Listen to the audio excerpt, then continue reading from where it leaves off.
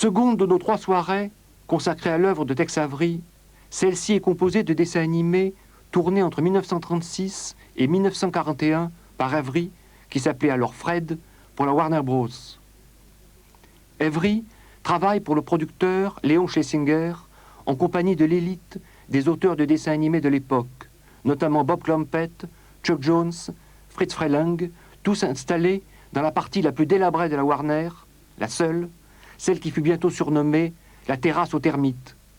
Le bois craquait de toutes parts et on pouvait passer son bras à travers les murs, dira Bob Clampett. La semaine prochaine, le cinéma de minuit vous invitera à suivre la dernière de nos 3 soirées consacrées à Tex Avery.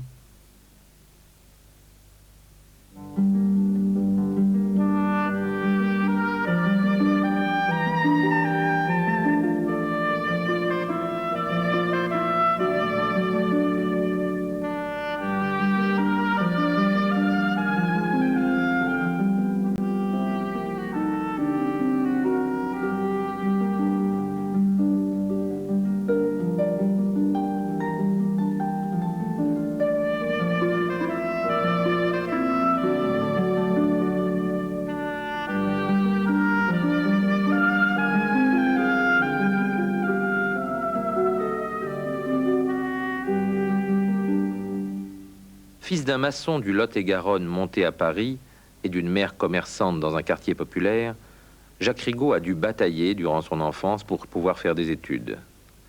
Après l'école Saint-Michel des Batignolles, c'est au lycée Carnot qu'il entreprend sa philo, avant d'entrer à Sciences Po, où il se sent un peu perdu d'abord dans un univers par trop bon chic, bon genre. Mais il compense en travaillant beaucoup et en décidant et parvenant à entrer à l'ENA.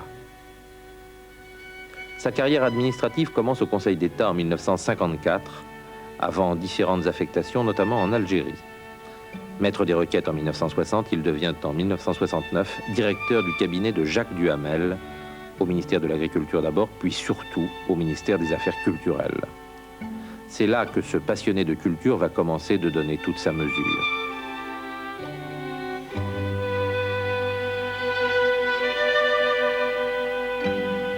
Et ce n'est ni par calcul politique, ni par ambition carriériste que Jacques Rigaud s'est passionné pour la diffusion de la culture. C'est parce qu'elle est inscrite dans ses fibres, dans ses goûts, dans son espace vital.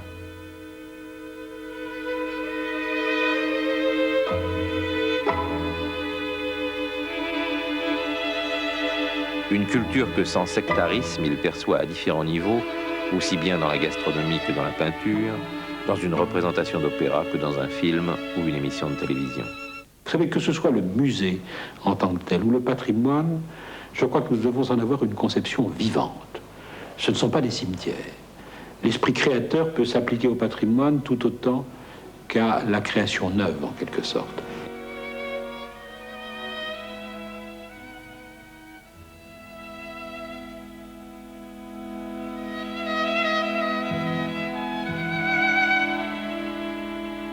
Car la culture et sa diffusion constituent la préoccupation première de cet humaniste. À l'UNESCO, dont il est sous-directeur général, comme pendant l'élaboration du musée d'Orsay, dont il préside l'établissement public jusqu'à son ouverture, à la CLT et à RTL même, dont il assume aujourd'hui la présidence, et puis dans ses livres encore, notamment La culture pour vivre, partout, Jacques Rigaud déploie cette conception ouverte d'une culture vivante qui, selon le mot d'Antoine Vitez, serait élitaire pour tous.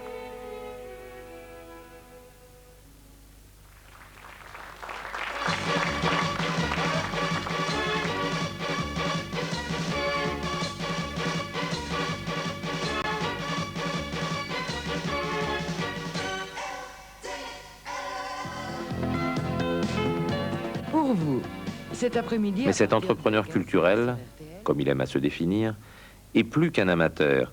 C'est un amoureux fervent de la peinture qu'il fréquente avec assiduité, de la musique, l'opéra en particulier.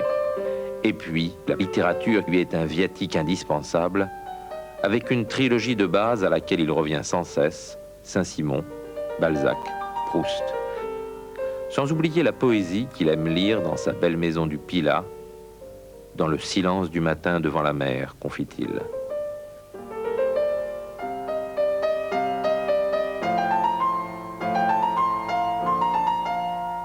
il ne considère pas la musique, pas plus qu'aucune activité culturelle, comme une drogue, comme un calmant ou comme un dérivatif, mais comme un élément du tissu de la vie. C'est ce qu'il va nous raconter toute cette semaine en s'asseyant sur le banc des mélomanes. Oui, c'est vrai que la musique, comme la peinture, ça se fréquente. Et qu'à chaque audition d'une œuvre, on a à la fois le plaisir instantané, parfois même pour une œuvre très connue, le plaisir de la découverte, parce qu'on la voit sous un autre angle, et qu'en même temps, il y a, surtout quand on prend de l'âge, les 1001 images, les 1001 souvenirs d'une œuvre. Et c'est cette espèce de profondeur du chant qui, personnellement et de plus en plus, me permet de mieux vivre avec la musique et d'en avoir d'ailleurs de plus en plus besoin. Bon, les nuits d'été de Berlioz sont jouées, ceux qui disent, comme au théâtre, « Ah, si vous aviez vu Mounet-Sully » ou « Ah, si vous aviez vu Jouvet », etc. Pour moi, les nuits d'été sont indissolublement liées à la découverte que j'ai eue de cette œuvre avec un enregistrement ancien, Dieu merci repris en compact, qui est celui de Régine Crespin, avec l'orchestre de la Suisse romande que dirigeait Ansermet. C'est un sommet et personne en réalité n'a égalé Régine Crespin. Mais en même temps, cette œuvre est devenue un défi pour beaucoup de chanteuses. La langue et les vers de Théophile Gautier ont d'une telle importance que on pourrait s'attendre à ce que ce soit les Françaises qui le chantent le mieux. C'est pas toujours, hélas, le cas. Mais ce que fait Françoise Pollet m'intéresse. D'abord parce que c'est une grande chanteuse et que je crois que sans nécessairement se situer comme une disciple de Régine Crespin, elle reprend un peu cette même inspiration, ce qu'il y a de volupté dans cette musique, de caressant, et ce mariage intime si rarement réussi entre la poésie et la musique. Alors vous avez dit précisément que vous aviez découvert cette œuvre à travers un disque. Comment précisément dans toute votre vie vous avez découvert la musique? Est-ce que c'est le plus souvent à travers des disques, à travers des concerts, à travers des rencontres, des conseils? Est-ce que vous pouvez vous souvenir des premières découvertes? Mon cher, je m'en souviens très bien. Pour ma génération, la découverte de la musique, c'est la radio. C'est la radio. Pendant la guerre, j'avais 8-10 ans, j'avais 10 ans en 42. Et j'ai été un chercheur de musique à travers les postes de l'époque. Ça gratouillait un peu, mais je pourrais dater peut-être en 44 ou en 45. Un de mes grands chocs, c'est le Concerto L'Empereur, retransmis avec l'orchestre de Monte-Carlo, je crois. Je ne sais pas du tout dans quelles circonstances. Jean Vitold, Armand Panigel, Roland Manuel, les grands prédécesseurs, les grands maîtres, les grands médiateurs de la musique ont été mes maîtres. Le concert n'est venu qu'après.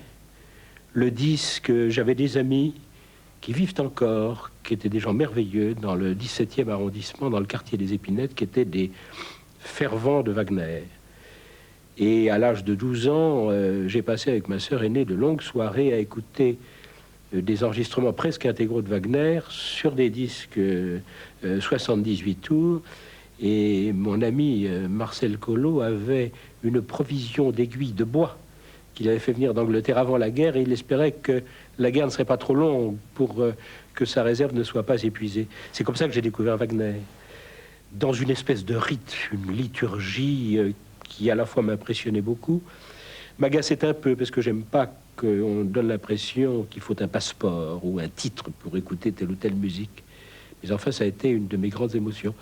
Et puis les jeunesses musicales après la guerre. Donc vous voyez, quelque chose de très classique, mais je veux surtout rendre cet hommage à la radio, car pour une génération et un milieu de gens pour qui la fréquentation des concerts n'était pas habituelle, ça a été, et pour la première fois par rapport aux autres générations, un fabuleux moyen.